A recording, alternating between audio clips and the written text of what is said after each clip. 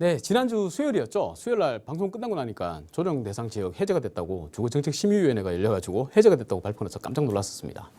그만큼 예상하지 못했었는데 그날 갑자기 발표가 나서 부랴부랴 이제 정리를 좀 했고요. 그리고 이제 규제 지역, 뭐 투기과열지구도 해제가 됐고 조정 대상 지역도 해제가 된 지역들이 많이 있습니다. 그래서 그 지역이 해제가 됐는데 그러면 이 해제됨에 따라서 받는 혜택들이 다 생길 거란 말이에요. 그 혜택들이 어떤 것들이 있는지, 그리고 향후에 이렇게 조정 대상 지역이나 투기과열지구가 해제됨으로 인해서 시장이 어떤 방향으로 흘러갈 수 있을까, 이런 것들을 한번 고민해보는 시간을 갖도록 하겠습니다. 지난 6월 30일이었죠. 6월 30일 석 달 전에 투기과열지구가 한번 해제가 됐었습니다. 대구를 위시해서 조정 대상 지역 등 창원, 의창 뭐 이런 쪽이 해제가 됐었는데요. 그때는 많이 되지는 않았어요. 근데 해제를 딱 해놓고 보니까 주택 가격 뭐 크게 흔들림이 없더라. 뭐 투기 수요가 많이 발생하지 않은 것 같더라. 라고 해서 이번에 또 경기 침체도 맞물리고 이러니까 부동산 시장이 급격하게 압축화가 되고 거래 절벽 현상까지 나오고 있지 않습니까? 그래서 이 거래량이라도 실수요로 갈아타시는 분들도 갈아탈 수 있도록 하자라는 의미에서 투기과열지구와 조정 대상 지역을 많이 해제를 했습니다.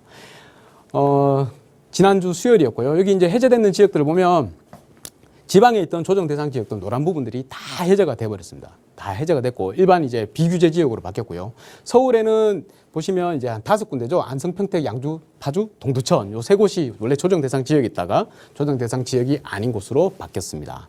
자, 그러면 이렇게 많이 바뀌어서 그날 전화도 많이 받았는데요. 어떤 효과가 생길까?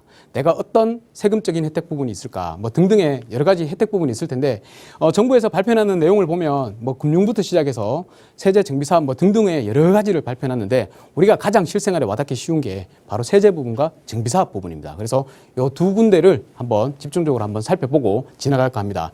이 규제 지역이 지정이 되면 이 세제 부분에서 여러 가지 안 좋은 효과들이 발생을 하고요. 정비 사업에도 투기과열지구가 지정이 탁 돼버리면 굉장히 안 좋은 상황들이 생기게 됩니다. 근데 이 두 가지가 해제됐다 그러면 굉장히 좋은 상황으로 바뀌는 거겠죠. 그 좋은 상황이 어떤 것들이 있느냐. 먼저 첫 번째로 1세대 1주택 비과세 요건 판단할 때 거주 요건이 사라지게 됩니다. 이거는 이제 다들 알고 계시잖아요. 쉽잖아요. 2017년 8월 2일 파리 대책으로 인해 가지고 그 이후에 주택을 조정 대상 지역에서 취득을 하게 되면 무조건 2년을 거주해야지 나중에 1세대 1주택 양도세 받을 때 비과세 받을 수 있는 요건이 됩니다. 근데 조정 대상 지역이 아니다 그러면 꼭 거주할 필요는 없죠. 2년 보유만 하더라도 비과세 혜택을 받을 수 있습니다. 그래서 지금 이제 비조정 지역에서 주택을 취득하시게 되면 내가 꼭 들어가서 살지 않아도 임대를 준다 하더라도 2년 뒤면 비과세로 매도를 할 수가 있다. 이거는 다들 아실 텐데 그럼 분양권이 이제 문제가 되겠죠. 분양권. 자, 내가 이제 대구를 예를 들어 보겠습니다. 분양권 취득 당시에 분양권을 취득을 했어요. 작년 9월에 취득을 했습니다. 근데 그때는 이제 조정 대상 지역이었죠. 근데 이제 지난주에 조정 대상 지역에서 해제가 돼버렸단 말입니다. 해제가 됐으니까 이제 내년에 이 주택이 완공이 돼가지고 아파트가 되어가지고 취득을 하게 되는데 그러면 이 경우는 어떻게 하느냐. 조정 대상 지역이 해제가 됐고 주택을 취득합니다. 잔금을 치른다는 얘기죠. 우리 분양권은 주택수를 다른 주택수를 판단할 때는 분양권이 주택수에 포함이 되지만 희한하게도 이게 이제 법이 바뀌어서 그랬었죠. 희한하게도 잔금을 칠 때 이게 주택이 되는 겁니다. 실제 주택은. 그래서 조정 대상 지역이 해제가 되고 나서 내가 주택을 취득을 했다. 그렇게 되면 바로 나중에 2년 동안 임대, 뭐 전세를 돌리든 월세를 돌리든 상관없이 2년 동안 보유만 하면 그 이후에 만약에 2024년 10월에 양도를 한다 그러면 양도세 비과세를 받을 수 있다. 그러니까 분양권도 중요한 건 뭐냐면 내가 분양권 취득할 때는 조정 대상 지역이 됐다 하더라도 조정 대상 지역에서 해제가 되고 나서 잔금을 치렀다, 취득을 했다 그러면 2년 거주 요건이 사라진다. 이렇게 생각하시면 되겠습니다. 자, 그리고 두 번째로 일시적 2주택 양도세 비과세 기간이 3년 적용이 됩니다. 조정에서 조정이면 예전에 3년이었다가 2년으로 바뀌었다가 1년으로 줄었다가 다시 2년으로 바뀌었는데 이 중에 주택 한 채가 무조건 비조정, 그러니까 주택 두 채가 다 조정에 있으면 무조건 2년입니다. 일시적 2주택은. 그런데 한 주택이 비조정에 있다 그러면 1세대 2주택 양도세 기간은 바로 3년이 적용이 됩니다. 3년이 적용되기 때문에 그 부분을 알고 계시면 될 것 같아요. 그래서 예를 든다면 서울에 종전주택을 가지고 있었는데요. 2020년에 분양권을 취득을 했어요. 분양권을 취득을 하고 조정 대상 지역이 지난주부로 그러니까 월요일이었죠. 월요일부로 해제가 됐습니다. 해제가 되고 그리고 나서 이제 10월 달에 다음 달에 잔금을 취득을 해가지고 잔금을 치러가지고 분양권을 아파트로 취득을 했습니다. 그러면 신축 주택, 신규 주택이 됐죠. 신규 주택이 되면 종전주택은 언제 동안?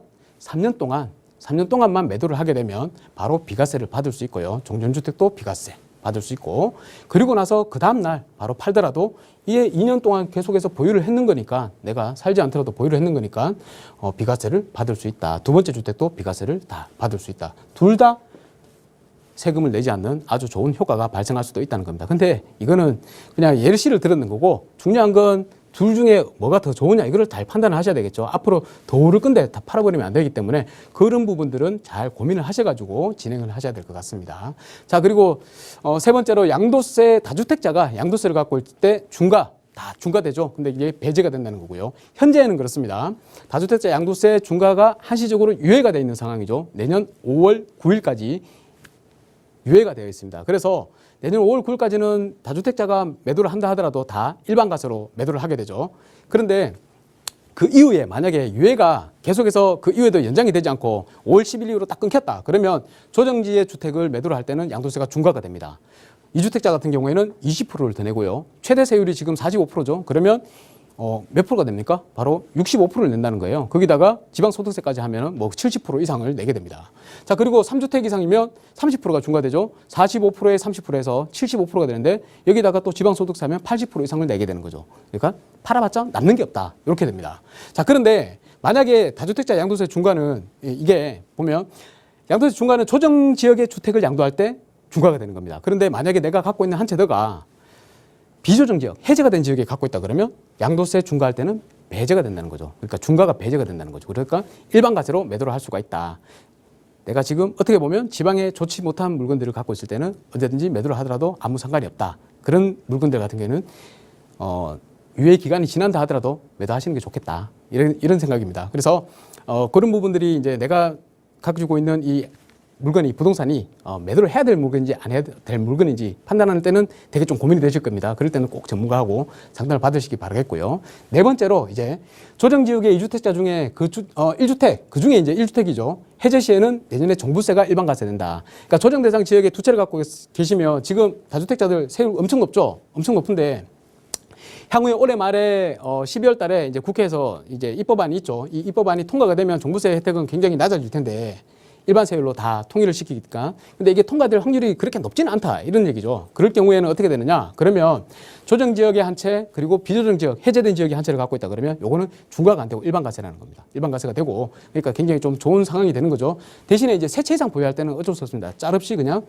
중과를 맞게 되는 거죠. 그래서 저는 가급적이면 올해 12월 달에 국회 본회의 통과할 때 종부세법 개정안이 잘 통과가 됐으면 좋겠다 이런 생각이 있고요. 만약에 통과가 안 되더라도 지방의 한 채를 조정 대상 지역에서 해제되는 지역을 한 채 갖고 있는데 두 주택자다 그러면 그때는 뭐 고민하지 않으셔도 되겠다.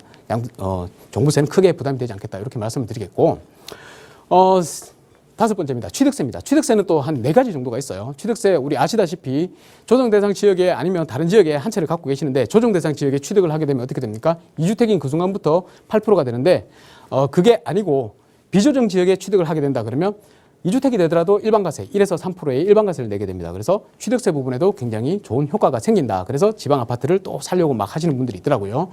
자, 그리고 두 번째 일시적 2주택입니다. 일시적 2주택일 때 조정지역 종전주택 소유자가 조정지역 신규주택을 취득할 때 2년 이내에 조정주택 양도해야지만 취득세 중과가 배제가 됩니다. 그러니까 이게 뭐냐면 조정에서 조정으로 갈아탈 때는 취득세도 중과가 배제를 시켜주는데 중과 배제를 어떻게 해서 시켜주느냐, 2년 이내에 종전주택 양도세처럼 양도를 할 때 취득세 중과를 배제를 시켜준다는 겁니다. 그게 아니면 취득세 중과를 배제를 안 시켜준다는 거죠.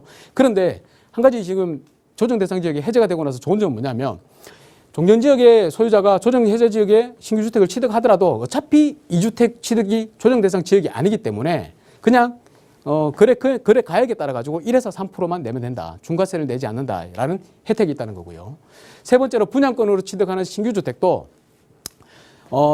분양권이 그렇다고 말씀을 드렸죠. 이 주택수를 다른 주택의 주택수를 판단할 때는 분양권이 주택수에 포함이 되는데 실질적으로 이 주택을 취득할 때는 취득세는 중과 여부가 되느냐, 중과 대상이 되느냐는 잔금일 기준입니다. 잔금일 기준으로 내가 분양권을 갖고 있다 하더라도 잔금일 때 조정 대상 지역에 해제돼 가지고 조정 대상 지역이 아니라면 취득세는 그냥 취득 가액에 따라서 1에서 3%만 낸다. 이 내용을 알아두시면 될 것 같습니다. 그리고 조정 대상 지역의 해제 후에 증여 취득 시 증여 취득세 있죠. 이 조정 지역에 다주택자가 갖고 있는 조정 지역의 한 채를 이제 증여를 하게 되면 증여 취득세가 한 12%가 나옵니다. 굉장히 많이 나오죠. 그런데 이게 조정 대상 지역이 아니고 해제된 지역에 비규제 지역에 물건을 이렇게 증여를 하게 되면 증여취득세는 3.5%밖에 적용이 되지 않습니다. 그래서 비조정 지역이지만 지방광역시 같은 좋은 물건을 또렷한 물건을 갖고 계신 분들은 지금 뭐 증여를 하시는 게 실행을 하시는 게 예전보다는 훨씬 더 도움이 될 것 같다. 12% 낼 거를 3.5%만 내고 증여가 가능하기 때문에 도움이 될 것 같다라고 말씀을 드릴 수 있을 것 같습니다. 그래서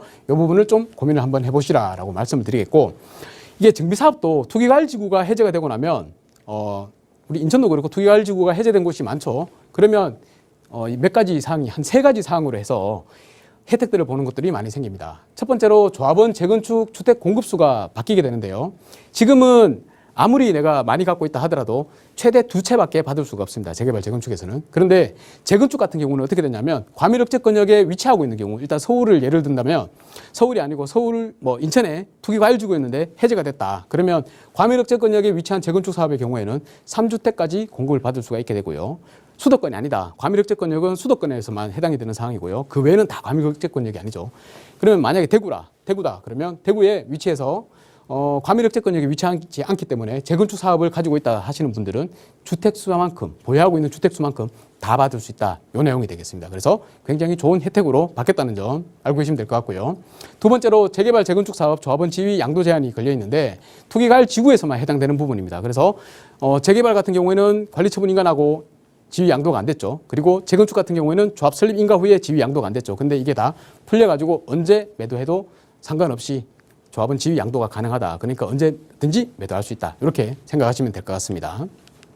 세 번째로 정비사업 5년 재당첨 제한이 있죠. 이 5년 재당첨 제한도 투기과열지구의 정비사업에만 해당되는 겁니다. 그러니까 한 채가 투기과열지구가 아니다라고 하면 전혀 걱정할 필요가 없다. 5년 재당첨 제한은. 그렇지만 결국에 서울에 똘똘한 것들은 다 서울에 있죠. 서울에 2채를 갖고 있다 하면 아직까지는 투기과열지구에 걸려있기 때문에 5년 재당첨 제한을 고민을 하시라. 이렇게 결론을 낼 수 있을 것 같습니다. 그래서 세제 혜택과 정비사업에 관련한 혜택들은 전부 다 제가 정리를 했는 거고요.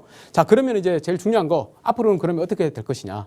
거래량은 지금보다 나아지겠죠. 거래량은 당연히 좋아질 것 같습니다. 지금보다는 훨씬 나아질 텐데, 중요한 건 이제 주택 가격이 지금 조정이 되고 있는 게 뭐 때문에 조정이 되느냐. 우리 조정 대상 지역 다 걸렸는 게 2020년, 21년 굉장히 아파트 가격 많이 상승할 때 그때 다 조정 대상 지역이 됐죠. 그죠? 근데 그게 지금처럼 이렇게 금리가 많이 올라서 그러면 긴축을 해서 그래서 그때는 조정 대상 지역을 했는데도 주택 가격이 많이 올랐습니까? 그건 아니지 않습니까? 그래서 결국에는 조정 대상 지역을 해제한다 하더라도 지금 같은 상황에서는 주택 가격이 많이 상승하기는 힘들다. 이런 긴축적인 상황에서는 시중에 돈이 유동성이 돌아야지 주택 가격은 많이 상승한다.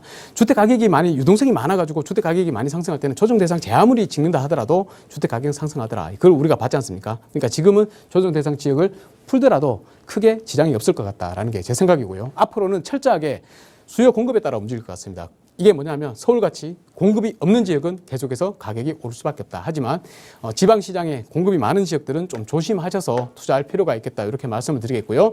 보다 더 자세한 사항이 궁금하시면 내가 어디에 해당되는지 모르겠다 하시면 전화 주셔서 상담을 꼭 받으시기를 권유를 드리겠습니다. 감사합니다.